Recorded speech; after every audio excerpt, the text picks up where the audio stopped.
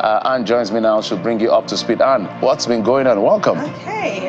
Well, it was part of your story that started this conversation that you all have been sending. So thank you very much for sending them. The first is the reinstated Edo Deputy Governor Shaibu as he resumes office. A lot of people have been talking about that.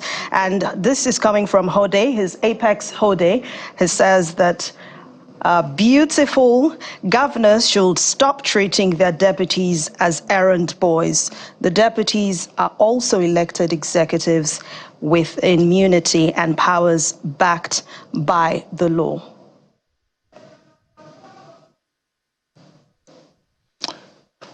So that was the Edo State, reinstated Edo State deputy governor. You know, this is just even confusing in all of this state. So do you know the people I pity? The ones who have been instructed to actually resume or face the consequences. So they are torn between the devil and the deep blue sea. What do they do It's a difficult situation to deal with in Nigeria right now. Two emirs contending for the throne, two deputy governors in Edo State contending for the seat of all these legalese, and then two houses of assembly in Rivers State. So wonderful times to live in Nigeria. Ruben Knight says it doesn't matter where he sits, but for his safety, if the court reinstated him as deputy governor, so be it. We have to accept it and move on. That's politics. For the record, the state has filed for a stay of execution and has appealed this particular judgment.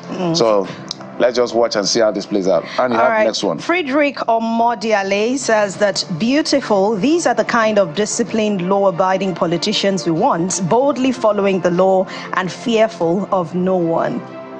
Wow. So there's a lot to come through as far as that particular issue is concerned. We're going to be watching that space and see how it plays out eventually. Elections are just... this is what, August, just September. September, we're going to we'll go for an election and decide who leads them from there. Okay, Nigeria will rise if churches preach hard work over prosperity. This is credited to former Vice President Yemi Osinbajo when he talked about it's important when you talk about prosperity. Yes. You don't just benchmark it on prayers, you benchmark it on hard work and all of that. So Nigerians are reacting. This coming from A.B. Lawson. Your handle is Adewin Bill. Says, Pastor, I completely disagree with you, sir. Nigeria will be great if you politicians stop your corrupt practices and stop nepotism. You rulers are not showing that hard work pays. I guess that's what we wanted to say.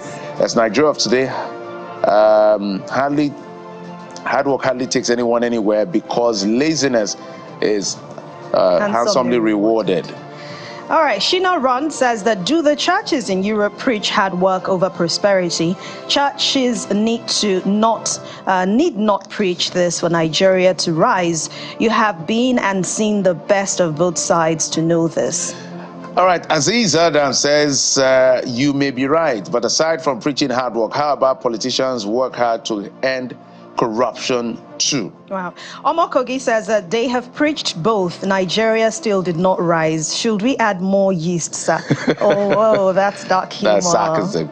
Okay, Okwi Tycoon says, it's not far from the truth, but the government should also do the needful as well. If not, the church will keep preaching about prosperity to give her congregation hope. Then I guess that's what you wanted to say. Ajuba 101 says that I agree with you to an extent, Your Excellency, but where are the job opportunities for our dear citizens to work hard on? That's the problem. The unemployment plaguing our country is one that must be dealt with decisively. Our youths are hardworking, just create jobs. So some people are actually saying by inference, look, it's the failure of political leaders like you that is causing this problem. Not talking about him now, political leaders generally, that is causing people to resort to the things they resort to and even deceived by some people who are mischievous in administering the And I actually like the one from Ajuba where he talked about hard work and how hardworking Nigerians are. I mean, Nigerians are talented. If you go through social media, you begin to enjoy so many people doing wonderful things that they just need that, you know, that ginger. So there's another story that's been online for about 2 days or so. A lady, after she and her husband and a child arrived from abroad, I've forgotten the country. From Europe, From Europe. She tore the passport at the airport, and she's been summoned by the immigration officer. So let's take a listen to what happened.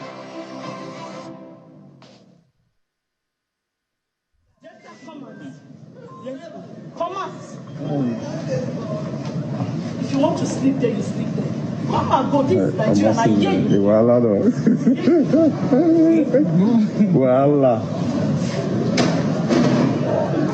Voila. Bros, just take it easy. Wow. So this is so you're the traveler. I'm the traveler, so I understand what this means. Again, there's been controversial talks around this. So the husband has come out to say something. The wife has also been out to say something. Apparently but in all, they haven't issues. said anything.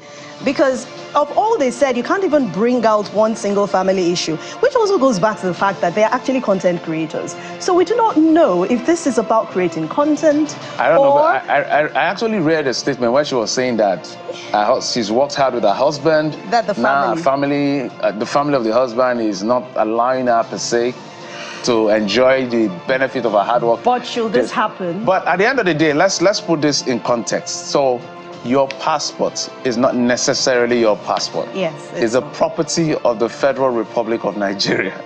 Even the land you own is called Certificate of Occupancy, which not means Certificate you're not of Ownership.